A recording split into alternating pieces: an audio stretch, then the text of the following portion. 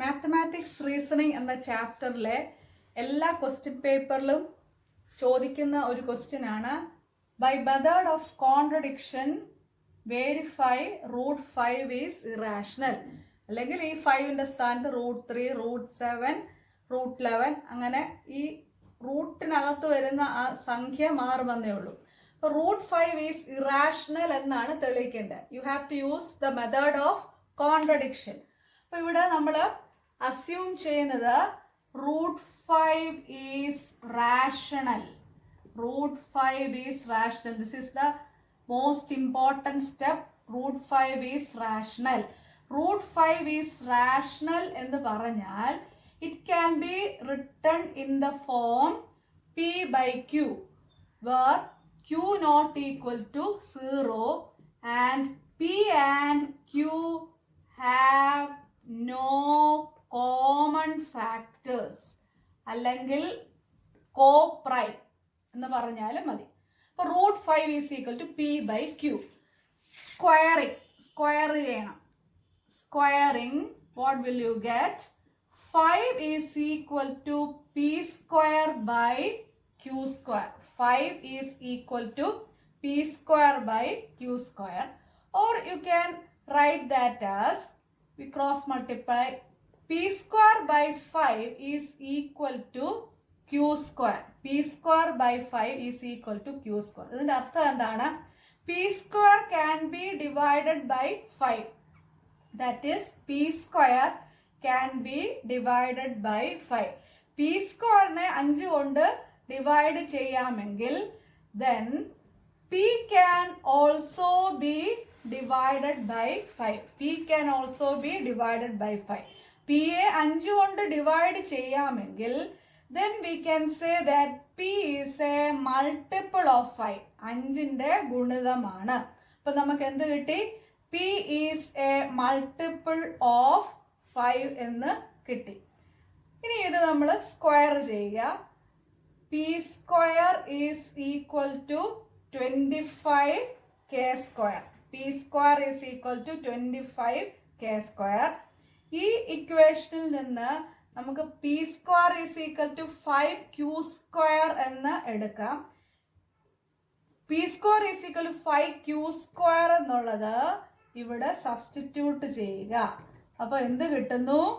q square divided by 5. q square is equal to 5k square. q square is equal to 5k square. അപ്പൊ ഇവിടെ എഴുതിയതുപോലെ തന്നെ നമുക്ക് എഴുതാം q square by 5 is equal to k square. q square by 5 is equal to k square എന്ന് പറഞ്ഞാൽ എന്താ അർത്ഥം? q square can be divided by 5, then q can also be divided by 5. അപ്പൊ എന്താ ഇവിടെ കിട്ടിയത്? p യെ 5 കൊണ്ട് ഡിവൈഡ് ചെയ്യാം, q-നെയും 5 കൊണ്ട് ഡിവൈഡ് ചെയ്യാം എന്ന് പറഞ്ഞാൽ ഇവിടെ p is a multiple of 5 എന്ന് കിട്ടി. അതുപോലെ q is equal to a multiple of 5. വേറൊരു ലെറ്റർ കൊടുക്കുക. അപ്പൊ നമുക്ക് എന്താ കിട്ടിയത്? p is a multiple of 5 and q is a multiple of 5. അപ്പൊ ഇത് രണ്ടും കൂടെ ചേർക്കുമ്പോൾ നമുക്ക് എന്ത് കിട്ടും? p and q have a common factor 5. നമ്മൾ എന്താണ് അസ്യൂം ചെയ്തിരുന്നത്? p and q have no common factors. ഇതൊരു കോൺട്രഡിക്ഷനാണ്. which is a contradiction to our assumption. നമ്മൾ എന്താണോ അസ്യൂം ചെയ്തത് അതിനൊരു കോൺട്രഡിക്ഷൻ ആണ് ഇത്. അപ്പൊ നമ്മൾ എന്താണ് അസ്യൂം ചെയ്തിരുന്നത്? Root 5 is rational. Root 5 is equal to P by Q എന്നെടുത്താണ് നമ്മൾ സ്റ്റാർട്ട് ചെയ്തത്.